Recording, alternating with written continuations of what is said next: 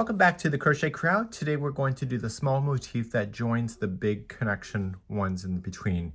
You'll need a total of 30 of these and they are really quick and easy, and I'm going to just show you something before we begin.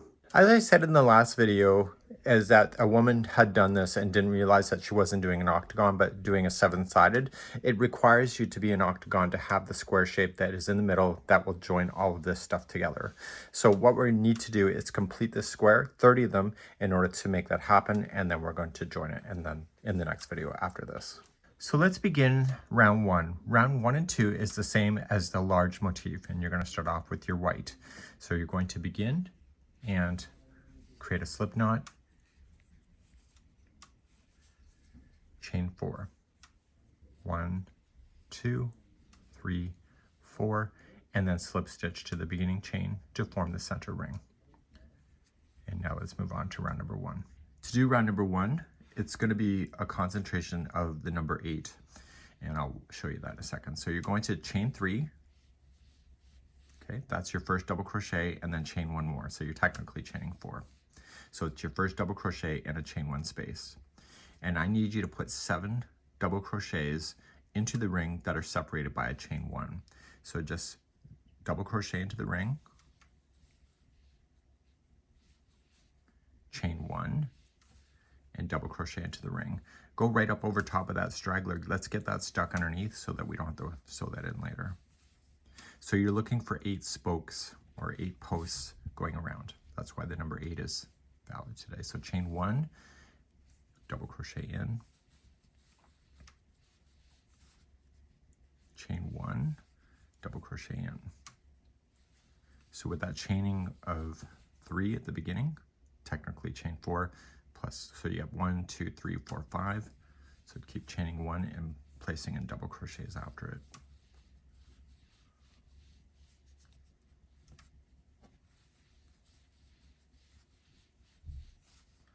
2, 3, 4, 5, 6, 7, one more. This is 8.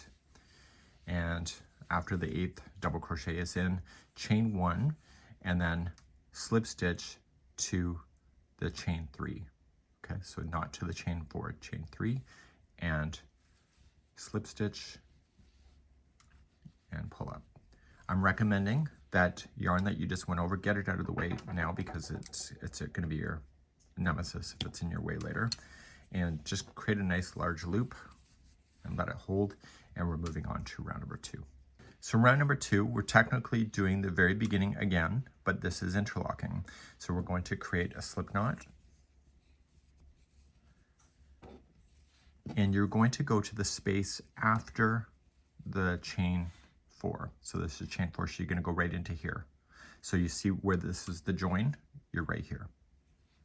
Even if you're left-handed, it's still what you're seeing on screen. So put your slip knot onto your hook, and I want you to go to the center ring, so just go in between.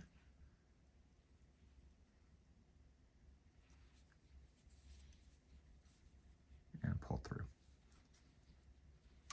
Before you go too far, go into the center of the ring and pull that straggler into the back so it's out of your way so it doesn't confuse you.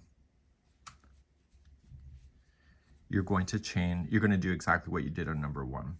So you're going to chain 4. So 1, 2, 3, and 4. Don't worry about the white. You're just playing between the white at this round.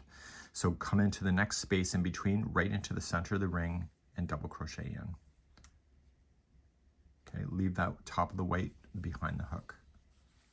So you're working in front of the white. Chain 1. Come into the next space. Just separate it with your fingers.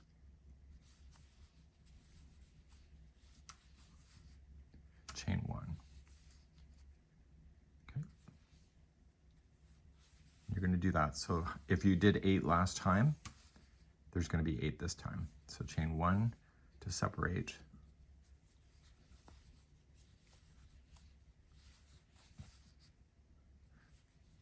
Okay. So chain 1.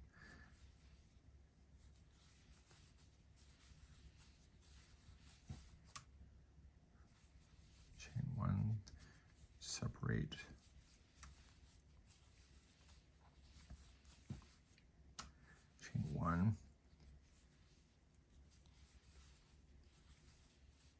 separate, and chain 1. I'm gonna just count, so 1, 2, 3, 4, 5, 6, 7, 8.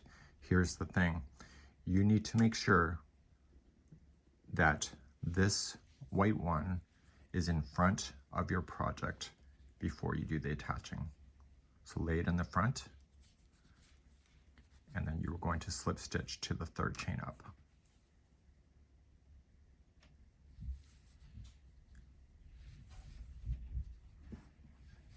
Okay, it should be in the front. If it's not in the front, it's not going to work. So you got to make sure you watch that.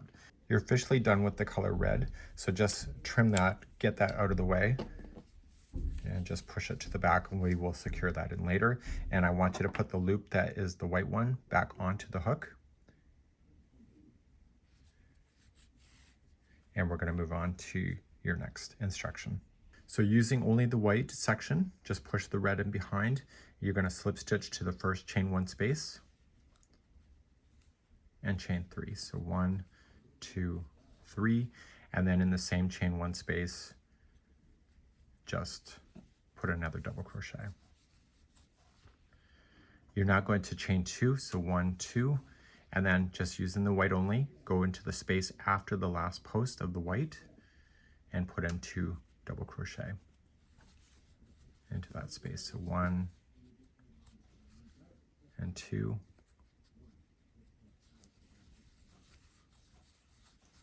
Chain 2 and keep doing that around. So look for the white, just pull it out of the background, pushing the red over top and in behind, and 2 double crochet in there, and then chain 2 and keep doing that around. And this will be round number 3. So coming up around, you should be able to count 8 of these. So 1, 2, 3, 4, 5, 6, 7, and 8. Chain 2 after the last 2 double crochets are in, and join it to the top of the chain 3. So you still have a round circle, and we're going to convert to a square in just a few moments. So let's begin your final and 4th. Is pretty easy. You're going to chain 3, that'll count as your first double crochet, and a double crochet into the same space as the join. Okay, so it's in the top of that double crochet.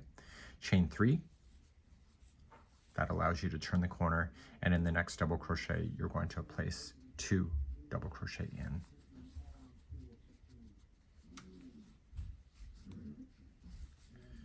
Okay, the next chain 2 space is going to be 2 half double crochet.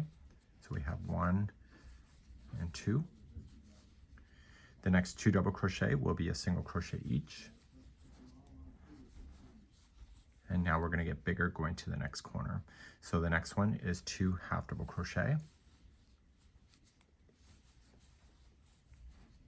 And then we start a new corner. So the first double crochet is going to have 2 double crochet in it. Chain 3 to turn, and the next double crochet will be the other 2 double crochet for the final of that corner. Okay, so you're going to keep moving around just like that. So the next space is 2 half double crochet.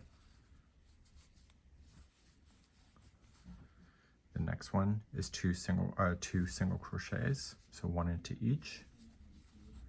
And now you're going to get a bit bigger, so 2 half double crochet as you're leading to the next corner, and then you start your next corner. So it's going to be 2 double crochet into the first double crochet, chain 3, and 2 double crochet into the very next one after that.